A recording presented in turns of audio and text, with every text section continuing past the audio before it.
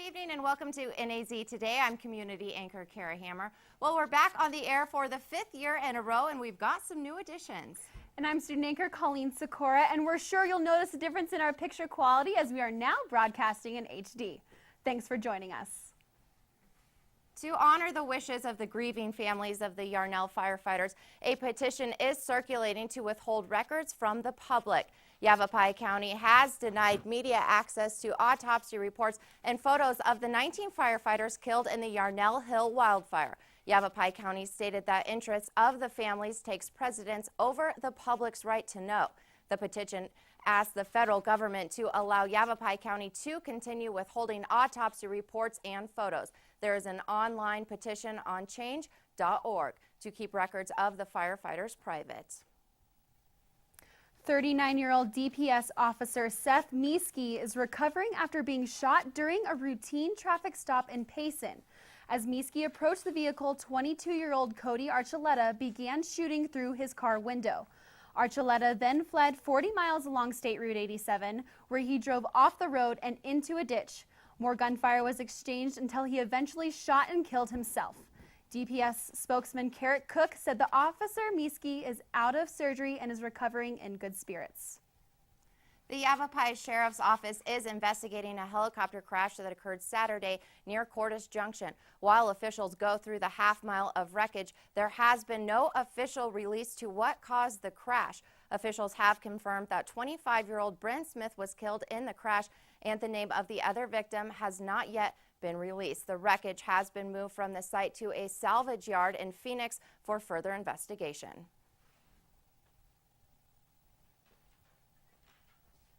Local Flagstaff resident Sergeant Aaron Dick of Coconino County Search and Rescue is featured in the newest issue of Backpacker magazine, a national publication focusing on outdoor safety. The October issue of Backpacker magazine focuses on the A to Z's of survival. Coconino County Search and Rescue Coordinator Aaron Dick gives some tips for canyon country survival. No, I do some recreational hiking. I think it's important that if you're going to be engaging in emergency response in backcountry locations, that you at least are experienced in hiking and being outdoors in those environments, so that you can make good decisions about strategy and tactics for resolving emergency in those locations. The sergeant from Flagstaff has participated in more than 450 of these rescues. He believes his volunteers are the real heroes. More than anything, I'd like to highlight the efforts of our team, not just necessarily one person, but as a search and rescue coordinator, sometimes I receive some of the attention, but really couldn't do what we're doing without our dedicated search and rescue volunteers. A local filmmaker will soon air her documentary telling the story of Haiti and its people. The small country is still struggling to recover from the devastating earthquake that hit 3.5 years ago. NAZ Today's Chelsea Mailing sat down with Denise Stilley to find out what she discovered. Denise Stilley, a local filmmaker, focuses on the profound struggles the Haitian people endure. With the documentary, it's to highlight, it's just as much about the strength and solidarity of the community of Flagstaff, how a small town can come together and make a big difference. Stilley's documentary, After Effects, sheds light on the basic needs of survivors. So I traveled to Haiti twice on 2 medical trips. One was a medical trip, one was an orphanage trip. And so I traveled back in June of 2012. This film really kind of seeds itself in the roots of basic necessity, health and education, shelter and food, love and nurture. Dr. Reber finds that the people are the reason why he keeps going back to Haiti. The first time you go to a country like Haiti and Brazil and those places, you go because you just want to help people and make the world a better place. Our volunteers don't get paid. Our volunteers take time off, pay their own way, do fundraisers to raise money, and then all of that money goes to the orphanage, to the children, to buy food, to take care of education, and they pay their own way and take their time off of work so they can go down and be there and help those kids. I like being around those types of people. After Effects will premiere at the Flagstaff Film Festival October 9th through 13th. For NAZ Today with Tyler Whitman, I'm... To donate to the Northern Arizona Volunteer Medical, NVMC, Well, NAU is hosting a bullying awareness conference in order to help solve this ever-present problem in our school systems. Telling you more is Bjorn Krondorfer from the Martin Springer Institute. The Bullying Prevention Conference has been an annual conference that the Martin Springer Institute has been offering for the past 9 years.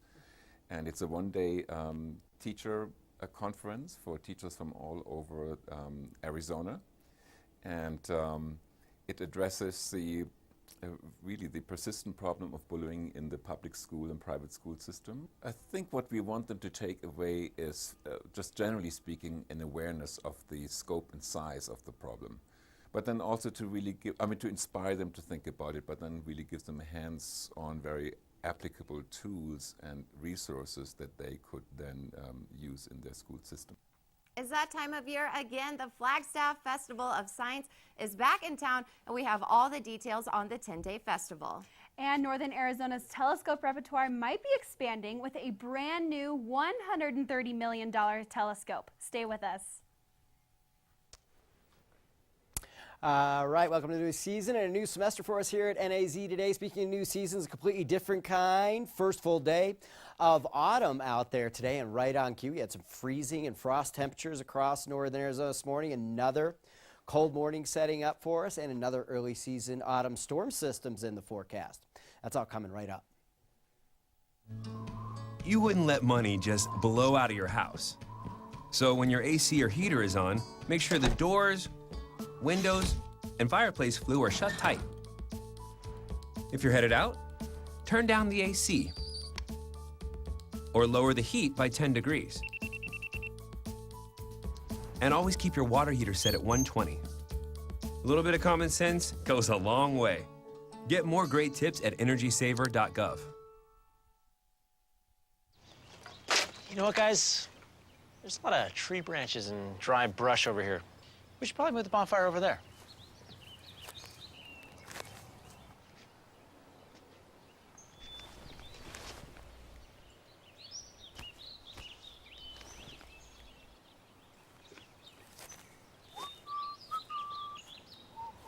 I'm guessing Smokey liked that idea.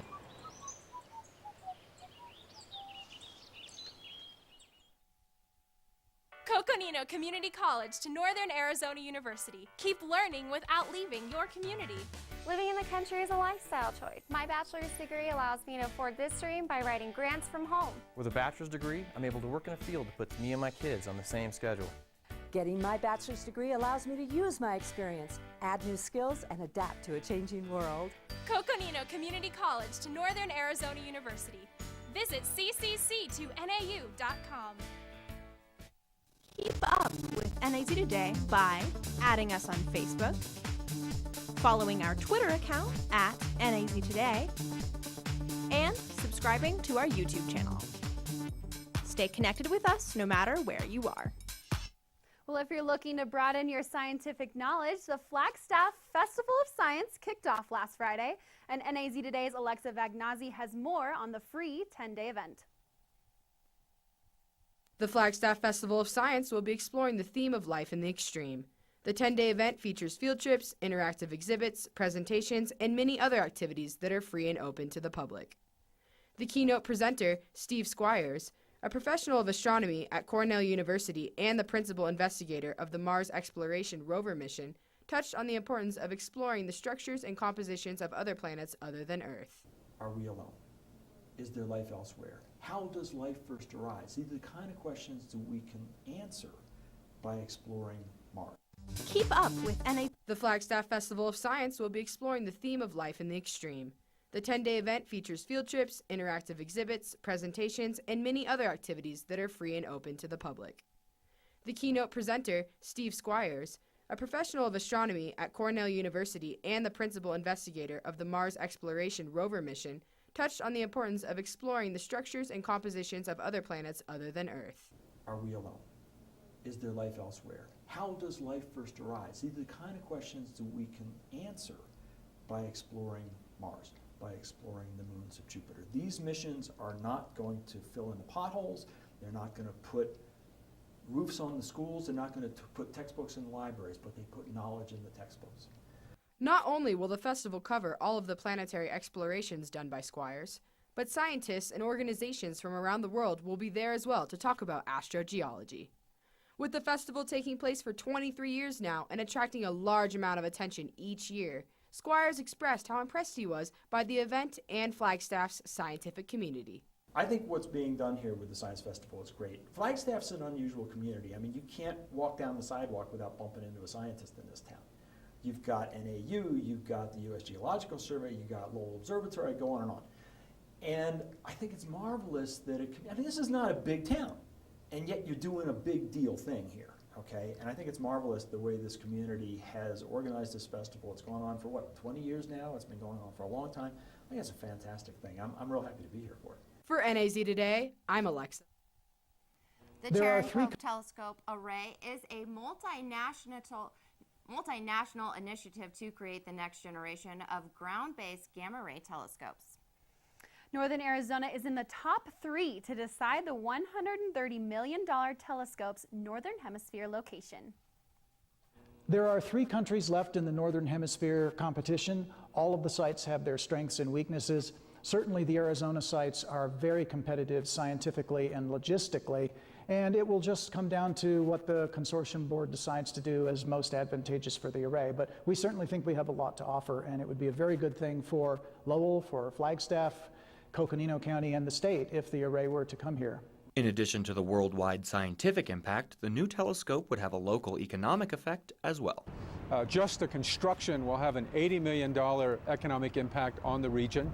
Then it will have an ongoing impact of around $15 million a year in jobs and spending for this region, the Northern Arizona region. Secondarily, it brings an opportunity for tourism. They'll have a visitor center.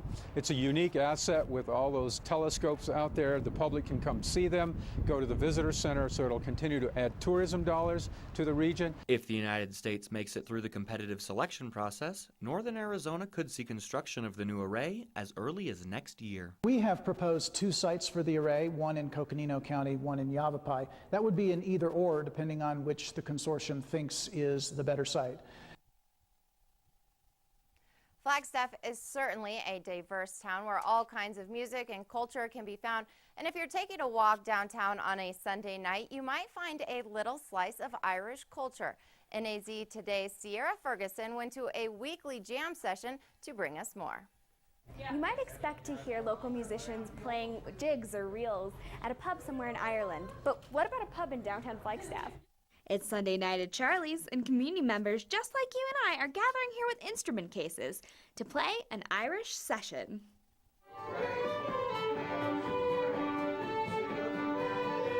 So an Irish session is an informal gathering of musicians, amateur and professional, that we just get together every week and we play tunes that we have in common. We don't improvise unlike a bluegrass jam session, and it's just a time for people to get together and talk, play music, have a few drinks, and enjoy each other. What makes it unique is that we're in Flagstaff, Arizona, which is a long ways away from the hotbeds of Irish music. And I think that another thing that is unique about our session is that we're pretty welcoming all in all. We have math professors, French professors, IT people. Pretty much nobody is a professional musician except for myself. Everyone else is pretty much an amateur and has a real day job. A lot of times we have the windows open and people are walking by and they hear the music and they come in, sit down for a while. They might be from locals from in town. They've never heard us before and they're just strolling along on a Sunday night, or they're a tourist from out of town. I love playing with other people and the energy that's produced when we play a song that we all love and we're all in tune and jamming with it. It's so much fun. For NAZ Today with videographer Gavin Dunham, I'm Sierra Ferguson. Once again, if you would like to drop in on a session, they take place on Sunday nights at 7 p.m. You can find Charly's at 23 North LaRue in downtown Flagstaff. And will we be seeing our temperatures drop with the autumn season upon us? Well, meteorologist Lee Bourne has your full forecast after the break. And Tressa Tedrick has all the details of the NAU football game coming up in sports. Hi, I'm Terry Markson. As seasons change, so does the inventory at Terry Markson Chevrolet Cadillac. We've got Northern Arizona's biggest selection of always changing certified pre-owned vehicles. All receive a thorough 172-point vehicle inspection, a 12-month, 12,000-mile warranty, and 2 years of free maintenance, including all oil changes. You can count on our certified pre-owns just as you can count on our relaxed, no-pressure environment. Terry Markson Chevrolet Cadillac, real hometown value. At Northern Arizona University, green is a school color and who we are. Being green creates jobs. money put back in the economy. Being green is recycling resources. The same fries that power our students power Northern Arizona. Being green shapes our future. Through research and education, we will make a difference. At Northern Arizona University, sustainability is a principle we believe in. Northern Arizona University, the difference that matters. So, I got this new family, and I don't know what it is about this one, but she can't seem to put down that toy all day long. Tap, tap, tap, tap. Oh, and she even talks to it. She talks to that more than she talks to him. What's up, bro? Nice shirt. Who's she talking to? Her mom? She talks to her mom a lot.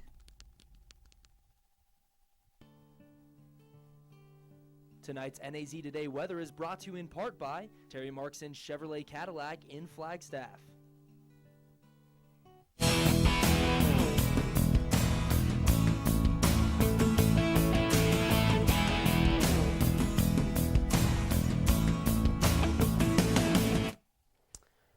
All right, a stellar day out there for the first full day of fall. We had the equinox, which was yesterday at 1:44 p.m. That's when the sun was making its journey south, crossing the equator, and a very appropriate first day of fall yesterday, not at the full day, but very windy out there yesterday and feeling like fall. And then this morning we had some very fall-like temperatures across northern Arizona. Woke up to 30 degrees, first frost for us here in Flagstaff, showing right up on cue. Today, warming up nicely from the cool windy day we had yesterday, 72 degrees, and that's very seasonable for this time of year. Very wet summer. As you all know, it's been a wonderful summer around here. In our rainfall, in our precipitation statistics, we started over September 1st. That is the water year around here. So it's been a very wet September, 3.06 inches, just about an inch, a little bit over an inch above average for us here in September. But as you know, it was a very wet August. It was also tied the wettest July since record keeping began here in Flagstaff. So just great moisture for us over the summer months. We're going to take a look at some of those numbers here.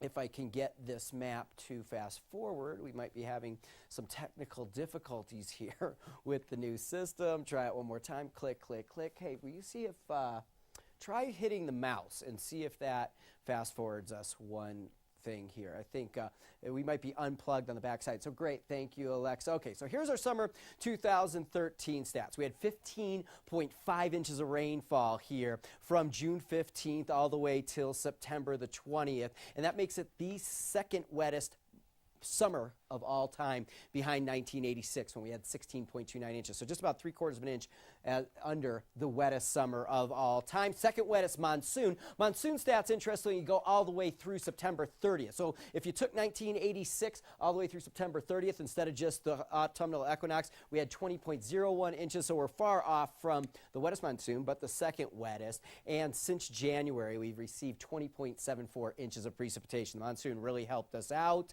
and that's just about our yearly precipitation. And look where we were last year at this time. We were only at 10.76 inches, so we're double where we were last year. Okay, as I mentioned, perfect timing for the cold early morning lows. It was 30 at Flagstaff, Pulliam, Belmont got down to 28, Window Rock Airport 32, and Grand Canyon 29 degrees. We're in for another cold morning here this morning as we get into Tuesday morning. I think we're going to see some freezing and frost type temperatures once again. And the reason being, it's going to be clear and calm out there tonight. And here's a look at the satellite across Arizona. Clear skies. We do have another fall storm system. If you hit that one more time for me, please, we can loop this into motion. And here's this next storm system. This is going to be a very strong early season fall storm system. It's going to move through the Intermountain West come Wednesday and Thursday. Very windy across northern and central Arizona again. Winds gusting up around 50 miles per hour. Cooler temperatures begin Wednesday, cooler yet Thursday, cooler yet Friday. We're done with the wind Friday. Then a gorgeous weekend begins to shape up for us. Okay, so here's the numbers. Ow. All right, I'm bumping into things in this new studio. Overnight tonight for us, overnight low forecast to get right on the frost mark for us here in Flagstaff. And there is a freeze warning above 6,500 feet for it all northern Arizona, so you might want to protect your more delicate plants out there. Tomorrow, another stellar, beautiful day. I think the wind does increase as we make our way through the day. Tomorrow, I think we're a little bit breezy by the afternoon hours, 73 degrees statewide temperatures across the state for us. On our Tuesday, second day of fall, Kingman 85 degrees, Sedona 85 degrees, Prescott 82. And we take a look at the extended forecast for us here in Flagstaff. And basically, it's just the wind situation that's going to be the real weather maker around here for us. Wednesday, Thursday, winds howling out there, but that's typical for this time of year. But all in all, not too shabby. Awesome. You know, I'm looking forward to it. This little bit colder weather is kind of nice, kind of refreshing for fall. Yeah. After a long, beautiful summer, it's nice to have it feel like it should. Absolutely. Well, Tressa, what do you have? I know it was a busy weekend for us in sports. That's right. Well, coming up in sports, we have a ton. It was an action-packed weekend. We have football, volleyball, soccer, you name it. I'll have that coming for you when we get back.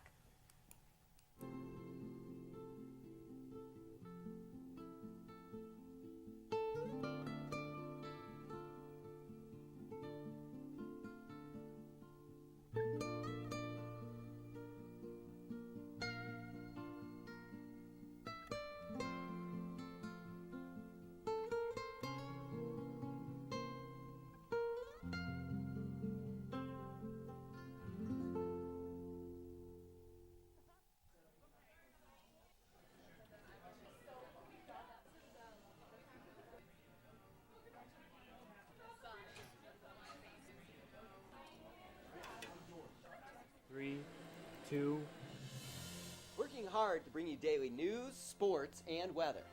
Local, national, and everything under the sun. Tune in to NAZ Today, Monday through Friday at 6 and 10 on NAU Channel 4 and 104.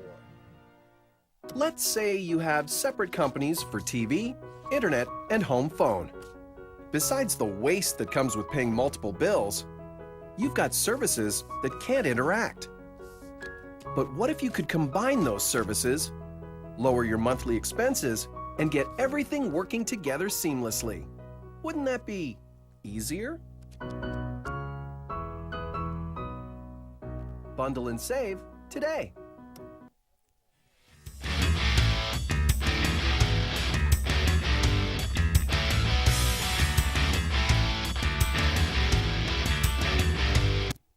Lumberjack fans filled the Sky Dome this weekend to cheer on NAU football against South Dakota. The Jacks did not the defense leaving the Coyotes scoreless until the fourth, and cornerback Anders Battle running 49 yards for a pick six to get the Jacks on the board. NAU doubled South Dakota in rushing yards and came out with a home win 22-16. The Lumberjacks host Montana on Saturday for family weekend. Well, the Lady Jacks and Idaho State went head-to-head in 5 thrilling sets in NAU's home opener. Back and forth these two went, but NAU topped the Bobcats 20-18 in set 5. Hitting-wise, these two were about even, but the Bengals had 9 more errors, and NAU led with a season high of 17 blocks at the net. Sophomore Triana Henry had 23 digs. Junior Aaron Truitt, 48 assists, both setting career bests. Well, on the soccer field on Saturday, NAU cruised through their game against Weber State, sweeping in 3 sets. The Lady Jacks had a lead of 13 points at one point and gave the Wildcats no chance. NAU leads the Big Sky with an 8-3 record. Their match is on Friday on the road, and that was volleyball. Now heading towards soccer on the soccer field. With less than 10 minutes left in the match, the Jacks were trailing by 2 goals. Sarah Tarver put the ball in the back of the net from a cross pass by Danny Muniz, goal 1. Less than a minute later, freshman Lindsay Doyle scored second goal inside the box, but UTAPE made the winning goal, sealing the win 4-3. A different match on Sunday against Hawaii with 26 total fouls for both teams. The Jacks held Hawaii scoreless for 97 minutes and into OT, but Hawaii made a shot that bounced off the post, winning 1-0. The Jacks opened conference play on the road against Southern Utah on Sunday. Well, after a shaky first half, the Flagstaff Eagles football team put up a fight against the Prescott Badgers in the second. The Eagles trailed the Badgers by 13 points in the first, but gained momentum after a 32-yard touchdown by Dylan Gifford to put the Eagles on the board. In the third, Flagstaff drove the ball into the red zone, but fumbled at the 1-yard line. Ultimately, the Eagles would take this one scraping by with an 18-16 win. Well, the Panthers got their first win of the season on the road against the Mojave Thunderbirds, 34-26. Trailing by 5 at the half, the Panthers bounced back, and Austin Harris led the way with 3 touchdowns. Well, the Arizona Cardinals defense was no contender for the Saints offense this weekend. Let's go ahead and jump right into that game. First quarter, Cards leading by 7, Saints on 2nd and 16, and Drew Brees goes long to Robert Mitchum. A 27 touchdown ties the game up at 7 points apiece. Into the second now, Drew Brees, pressured by Arizona, throws to Jimmy Graham, who steals that ball away. Jeremiah Bell stood no chance. The Saints lead by a touchdown and would keep that game going the rest of the time. Into the fourth now, 3rd and 5, Brees looking and no man open, so he's going to take the initiative and run that ball in himself, barrel roll style, to score. The Cardinals would fall short to the Saints. Drew Brees going 29 for 46, 342 yards and 3 TDs. Yeah. Drew Brees basically ran that game. Total offense. Arizona defense, no tear at all. So I love your excitement, except when the other team's winning. Simmer down a little bit. I'm sorry. But Drew Brees, man, he's the man. He's on my fantasy team. You're right on. That's a good one to have. All right, well, we'll be right back. Wow, these are really good. You act surprised.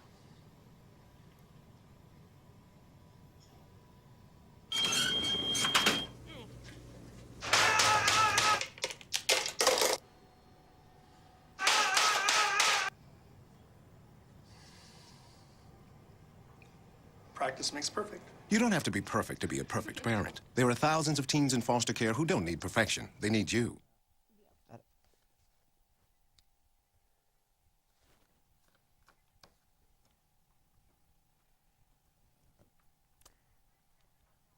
Hello, welcome back. What are we going to do right now? Well, the skies over St. Louis were filled with balloons as the city held its annual Great Forest Park balloon race. But on Friday, the show was on the ground. I'm hoping we're going to get that. There we go. 80,000 people were expected to come out to see the lights of the balloon glow, which kicks off the race festivities every year. A festival display followed the light show, and the actual race took place on Saturday, and organizers say it's the largest one-day balloon race in the country. They also say it's the most well-attended sporting event in Missouri. Sporting event. Yes, apparently balloon is not sporting event.